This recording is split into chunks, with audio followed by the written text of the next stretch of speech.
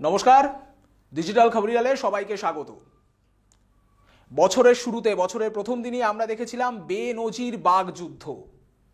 দুই লবিতে আড়াআড়ি ভাগ হয়ে গিয়েছিল। প্রবীণ নবীন বিতর্ক, মমতা না অভিষেক সেই নিয়ে বিতর্ক। কারা মুখ খুলেছিলেন?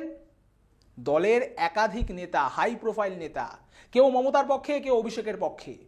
কিন্তু বাগযুদ্ধে প্রতিষ্ঠা দিবস সেই দিন ছিল সরগরম। কিন্তু যাকে ঘিরে এত কিছু, যাকে ঘিরেই বিতর্কের সূত্রপাত, তিনি চুপচাপই ছিলেন। রাতের দিকে অবশ্য কালীঘাটে মমতা ব্যানার্জির বাড়ি বা নিজের পিসির বাড়িতে তিনি গেছিলেন, 3 ঘন্টা মতো ছিলেন। তাতে আরও জল্পনা বেড়েছে, কিচ্ছু কমেনি। কিন্তু অবশেষে তিনি মুখ খুললেন। প্রায় সপ্তাহ পেরিয়ে এসে অভিষেক বন্দ্যোপাধ্যায় ডায়মন্ড হারবারে দাঁড়িয়ে কিন্তু একাধিক ইস্যুতে মুখ খুললেন। প্রথমেই নবীন প্রবীণ বিতর্ক। কি সেই বিতর্ক?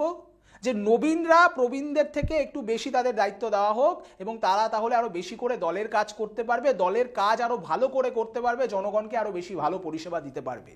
বিভিন্নজন এই নিয়ে বিভিন্ন মন্তব্য করেছিলেন, কেউ কেউ এক্সপিরিয়েন্স, অভিজ্ঞতার কথা তুলেছিলেন। কিন্তু আজকে একেবারে তাদের সবাইকে একেবারে নস্যাৎ করে দিলেন অভিষেক বন্দ্যোপাধ্যায়। কি বললেন তিনি, একবার শুনে নেওয়া যাক। আর বয়স হলে আমাদের কর্মক্ষমতা কমে, এতে অসুবিধা কি আছে? আজকে আমি যদি দিলীপ দাকে বলি, মোহন দাকে বলি যে আপনারা 3 মাস রাস্তায় থাকুন, অসুবিধা তো হবেই একটু হলেও। দল বলছে বলে হয়তো থাকবে, কিন্তু অসুবিধা হবে না। সেই তুলনায় যদি আমি একটা 25 বছরের ছেলেকে বলি, তার তো কিছুটা হলেও কম অসুবিধা হবে, কর্মক্ষমতা রয়েছে। আপনারা বলুন তো আপনাদের কত বয়স? আজকে আপনি দাঁড়িয়ে আছেন 3 ঘন্টা ধরে, আপনার 60 বছর বয়স হলে আপনি দাঁড়িয়ে থাকতে পারবেন? পারবেন? একজন আমাকে হাত তুলে বলুন, আমি আমার কথা প্রত্যাহার করে নেব। পারবেন না, অসুবিধা হবে। ঘন্টার পর ঘন্টায় এত ভারী ক্যামেরা নিয়ে ছোটাছুটি, এদিকে খবর হচ্ছে, ওদিকে খবর হচ্ছে, এদিকে ছুটছি, কখনো ওদিকে ছিটছি, ভিড়ের মধ্যে গুতি, এটা অসম্ভব। হয় নাকি? প্রত্যেকটা ক্ষেত্রেই এটা প্রযোজ্য, খেলার ক্ষেত্রেও প্রযোজ্য, রাজনীতির ক্ষেত্রেও প্রযোজ্য হওয়া উচিত আমি মনে করি। এই কথাটায় এত বাজার গরম করার মতো কি আছে? কিছু তো নেই।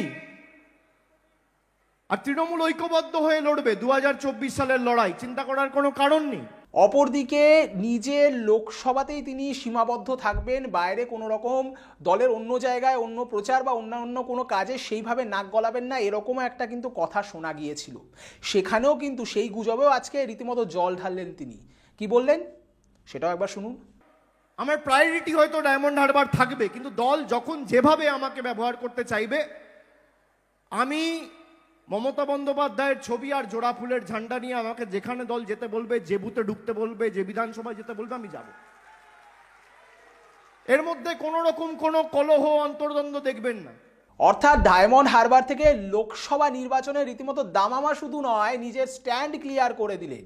অনেক দিক কিন্তু এখান থেকে উঠে এলো এবং অনেক কিছুতে রীতিমতো বিতর্কের অবসান যেমন হলো, সেরকম বিতর্কের সূত্রপাতও হয়ে গেল।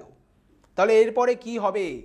নবীন প্রবীণ বিতর্কে কি মমতা বন্দ্যোপাধ্যায় বা দলের অন্যান্য যারা হাই প্রোফাইল নেতা রয়েছেন, যারা প্রবীণ রয়েছেন, তাদেরকে নবীনদের কথাই মানতে হবে?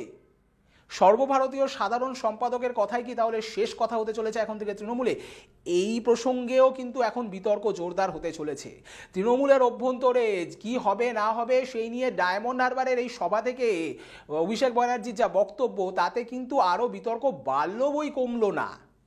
এখন দেখার বিষয় যে তাদের বিরোধী পক্ষ, অর্থাৎ অভিষেকের বিরোধী পক্ষ বলে যাদেরকে ধরা হচ্ছিল, প্রবীণ বিতর্কে যারা প্রবীণের পক্ষে সওয়াল করেছিলেন, তারা কি বলেন? সব মিলিয়ে লোকসভা ভোটের নাটকের আগেই কিন্তু তৃণমূলের অভ্যন্তরে টান টান নাটকীয় পরিস্থিতি, আর সেই নাটকের প্রত্যেক পরতে নজর রাখছি আমরা। আর সঙ্গে থাকুন আপনারা, কারণ আমরা ডিজিটাল খবরিলাল, আর ডিজিটাল খবরিলাল মানেই খবর আপনাদের, নজর আমাদের। ডিজিটাল খবরিলাল, খবর আপনাদের, নজর আমাদের।